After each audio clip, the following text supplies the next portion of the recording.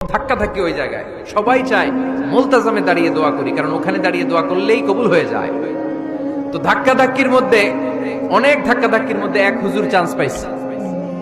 তো এই মাওলানা ছিল খুব চালাক, মাশাআল্লাহ। উনি অনেক ধাক্কা ধাক্কি করে কোন রকম মুলতাজামের মধ্যে যে গা লাগাইছে, লাগাই একটা দোয়া করছে। দোয়াটা হইতেছে, আল্লাহ জীবনে যত দোয়া করছিলাম আর যত দোয়া করব সব দোয়া তুমি কবুল করে নিও।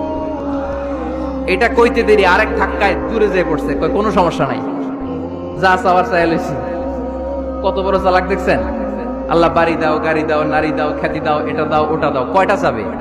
একটা চাইছে। আল্লাহ জীবনে যা চাইছি আর যা চামু সব কবুল করো। বিশ্বাসীরা বোকা হয় না, বিশ্বাসীরা ঝোঁক বোঝে কোপ মারে।